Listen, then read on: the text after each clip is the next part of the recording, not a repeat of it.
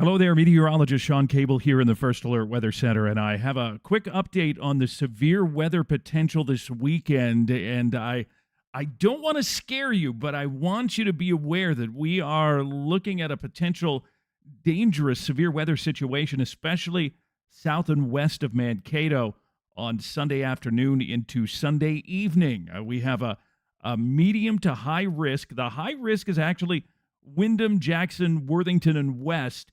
But we are going to see this line of thunderstorms progress from west to east as we make our way through Sunday evening into Sunday night. And there is potential for some dangerous weather really all across southern Minnesota into northern Iowa on Sunday late afternoon into Sunday night. Let's move ahead. I want to show you the tornado risk area, and we're at about a 5%, and usually 5% is, I would consider, high, and that does include Mankato, Waseca, Fairmont, and the Blue Earth area all the way back to Windham. Now, it's higher further west once you get west of Windham over toward Worthington, west of Lake Okoboji and into southeastern South Dakota, but that doesn't mean that we don't have the possibility of seeing a tornadic thunderstorm across south central Minnesota into northern Iowa.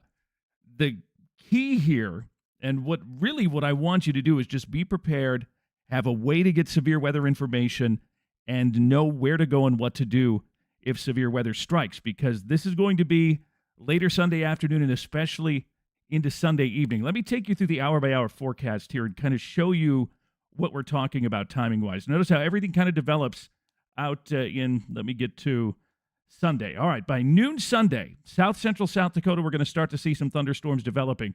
As we make our way into Sunday afternoon, 3, 4, 5 o'clock, these thunderstorms are going to push east across South Dakota into western Minnesota.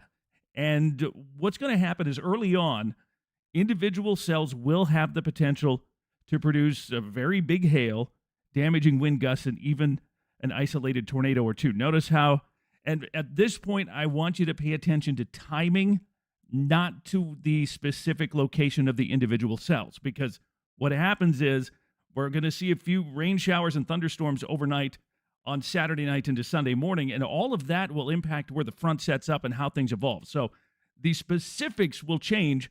The general timing will likely stay pretty on par with what I'm showing here. So you can see by 7 o'clock, we have a few cells from Mankato back to Marshall into southeastern South Dakota.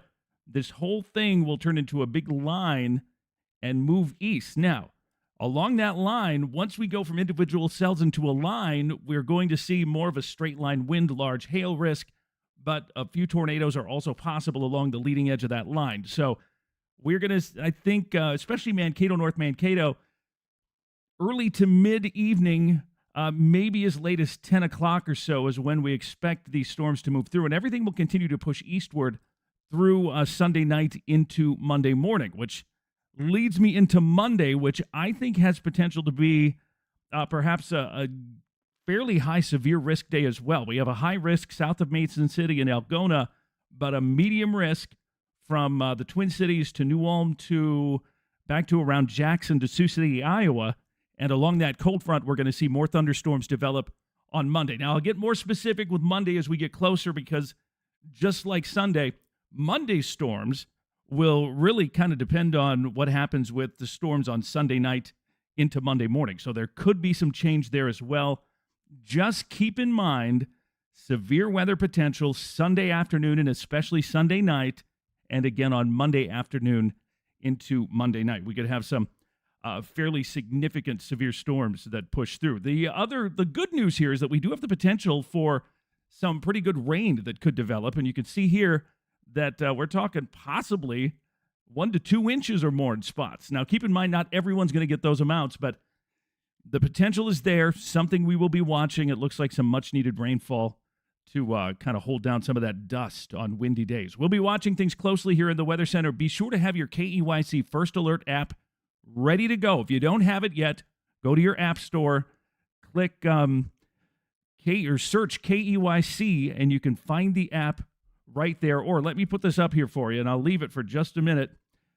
Scan this code right here, and it'll take you to the download page. You can download the First Alert app. It's the best way to stay in touch with everything going on. The weather team will be watching. We'll have more updates, more information as things develop here. But again, Sunday afternoon, Sunday evening, and again, Monday afternoon into Monday evening, a fairly significant risk for severe weather, and it could get dangerous. So be weather aware, know where to go, what to do, and chances are highly likely in your favor that you're going to be just fine. So just be prepared. That's what's going on. Stay with us for updates. The weather team is watching. KEYC.com, the First Alert app, the best way to stay in touch with all of the latest developing weather.